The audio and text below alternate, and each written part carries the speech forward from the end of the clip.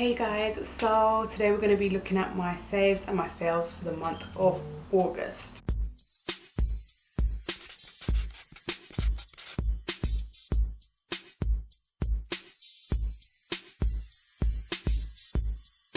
Okay, so my first fave is the Warrior palette by Juvias. I have been using this non-stop since I got it. I think I got the Afrique palette and the Warrior palette basically at the same time in July, but I didn't get around to using this during July, so I wasn't able to give it like a proper review until I had played around with it. And even since I've done my review, I've done my comparison of this one and the Nubian palette, I just keep on drawing for this, creating looks with this, and it might seem like a very basic palette, like it's very gold. I'm just drawn to this palette so much. I absolutely love it and adore it, and I can just see myself using it on an everyday basis, as I have been basically. Love it, and I definitely recommend this palette. Like, you've got to get this one. If you have no Juvia's Place palettes, I would say this, it won't let you down, trust me. Then also for the faves of August, I have my IMagic Flash palette. This is like cream colors. You can see it's been well loved. I think this was like, was it like £8 or £11, something like that on eBay, or was it, yeah, I think it was eBay. It was about £8 or £11, something like that. And at first I didn't use this very often, but recently I've been using this so much. When I'm doing my Musical.ly or now TikTok videos, I tend to draw for this quite often, so I can mix colors, create colors. And this is good to create foundations, lip colors. You can use this for eyeliner, you can use this for brows, you can use it for literally anything. I don't use it for foundation. I prefer to use my own foundation for foundation, but you can create foundation with this if you so wish. But I absolutely love this. I can create literally any color that I want to. It does take a little bit of time like mixing the colors so that I can get the adequate color that I require, but for somebody who does makeup art or is a makeup artist, this will be great for your kit. It's just amazing. I would definitely recommend this for anyone who does makeup artistry. So Makeup Revolution brought out more of their I Heart chocolate bar palettes. They brought out 4 all in one go, all in one drop, but there was one that definitely stood out to me, and it was the Lemon Drizzle. This I just found was just amazing, like the color payoff, color selection.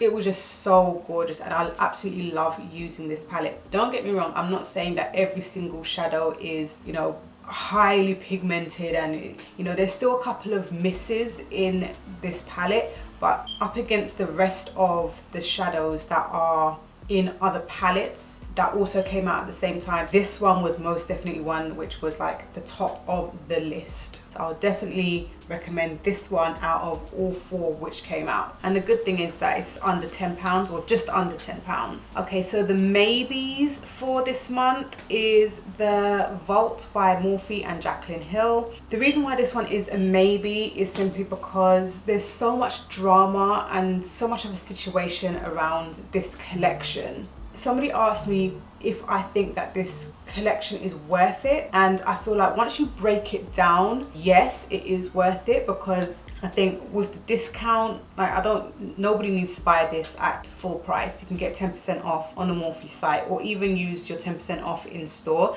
but you can get 10% off, which brings it down to like £44 or $44 if you're in the States. And then once you've divided that by 4, it's £11 or $11 each palette. Now the quality of them, some of them are good, some of them are not that good. Like in each and every single palette, there are some shadows which are amazing, and there are some shadows which are a little bit like, oh, I wish it was a little bit better. But overall, I feel like it kind of falls into line with a lot of the chocolate bar palettes by Revolution, as well as the price range too. The only thing is the fact that it has Jaclyn Hill's name on it, and she is supposed to be like the queen of makeup and being a makeup influencer and all of that stuff. We would have expected a lot better of quality, especially as they said that they had taken the first set and had destroyed them and then redone like brand new ones, it just looks like these are the exact same. So because the jury is out on whether or not these are brand new or whether or not these are the exact same ones from the first run, it's kind of like maybe it's good. We're not too sure. It's still kind of like and I feel like that has really gone against Jacqueline in this situation, because we were all rooting for her. Well, I was rooting for her. Well, we're rooting for the vault. Let's be 100% honest. We're rooting for the vault. And when you say that you're going to go back and make it better, we expect it to be better. And by the looks of it, you gave us the exact same stuff that you were trying not to give us. There's no difference. So it's just kind of like, it takes the enjoyment out of it. That's how I feel. But out of all of them, I feel like the Bling Boss, which is the pinky purpley one, is the best out of all of them. And since I have been using the Vault collection like on my own, I tend to draw for this one over all of them. So this one I would say would be the one to go for if you was going to get anything from the Vault. Like, this was my fave out of the Vault collection. My fail would probably be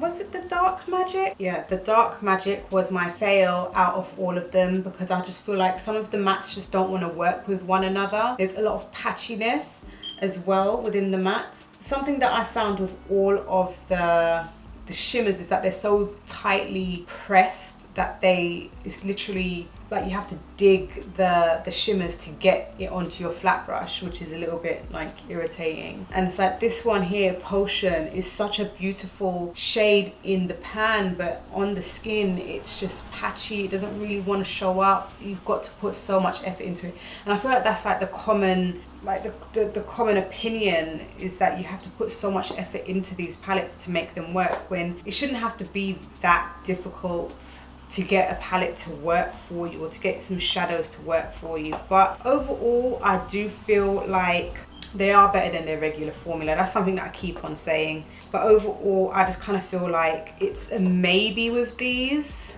just because I feel like the drama has just sucked the fun out of this collection, which is a shame. And my absolute fail for the month of August is the Cotton Candy by Revolution. This palette was one of the 4 palettes that they had brought out recently, which was all together. And when you look at this palette, you're just kind of like, oh my gosh, that is so pretty, it's so nice, and it really is pretty to look at. But it's not all of that to use, to be fair. There's a lot of shimmers, there's a lot of colourful shimmers, but there aren't any colourful mattes. So for me, I just kind of felt like I haven't got a nice bright colourful matte to use alongside my colourful shimmers. The mattes are predominantly brown, and even still, these shadows did not want to turn up. They were not coming off on my lid, and it was a shame, because it's like, these are gorgeous shades, they're beautiful, but the thing is, with the Lemon Drizzle,